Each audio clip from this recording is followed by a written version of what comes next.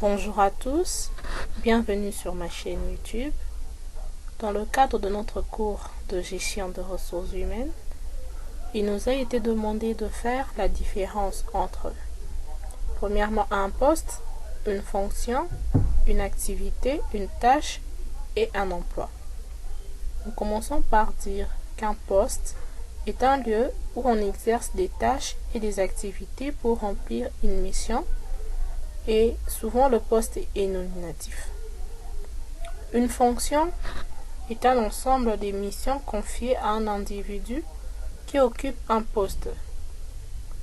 Une activité indique le travail qui se fait ou se réalise concrètement. C'est l'exécution d'une série d'actions. C'est aussi un travail qui est réel. Une tâche indique le travail qui est à faire.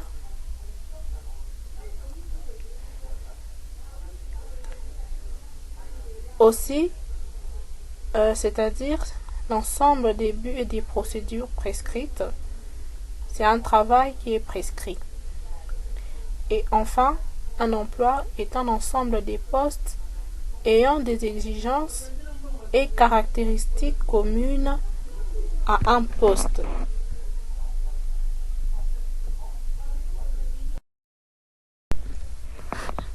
Deuxièmement, il nous a été demandé de déterminer lesquelles de ces différentes étapes lors d'un appel téléphonique constituent une tâche ou une activité.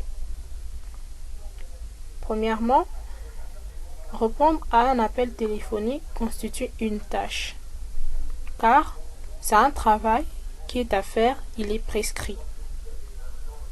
Deuxièmement, appuyer sur le bouton du téléphone est une activité, car c'est un travail qui est en train de se faire. Saluer l'interlocuteur est une tâche, c'est un travail qui est prescrit. Nommer le service est une tâche, car c'est un travail qui est prescrit, c'est un travail à faire. Écouter la demande est une activité, car c'est ce qui est en train de se faire. Acheminer l'appel est une tâche, car c'est ce qui doit être fait, c'est le travail qui doit être effectué. Et enfin, mettre fin à la conversation est une activité, car c'est le travail qui est réel, qui doit être fait.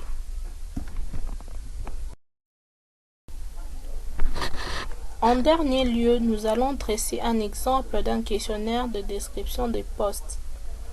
Nous avons opté pour le poste du comptable d'une entreprise X qui fait partie du département de comptabilité, et le titre de son supérieur immédiat est le chef de comptable.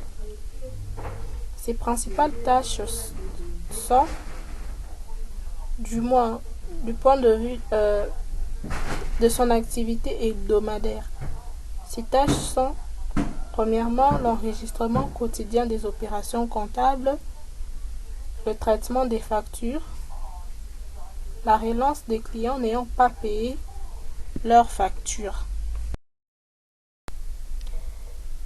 Par ici, nous avons indiqué les différentes tâches à effectuer mensuellement ou annuellement.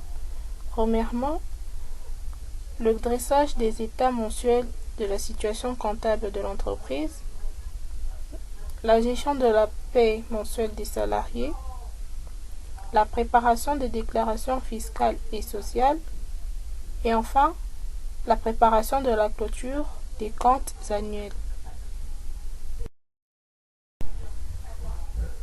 Nous avons pris en compte les différentes relations du comptable avec, premièrement, les clients, les collègues et les autres services.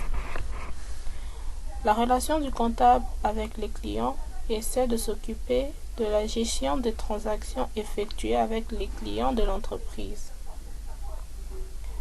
Deuxièmement, la relation du comptable avec ses collègues.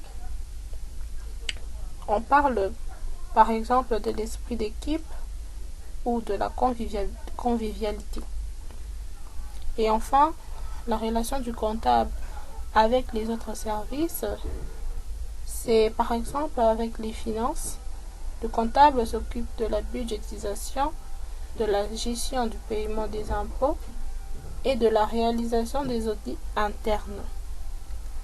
Et enfin, nous avons établi le profil du poste qui doit contenir des informations telles que les formations et expériences nécessaires, premièrement. Aussi, doit contenir les compétences et qualités personnelles. Et enfin, il doit contenir les connaissances informatiques requises.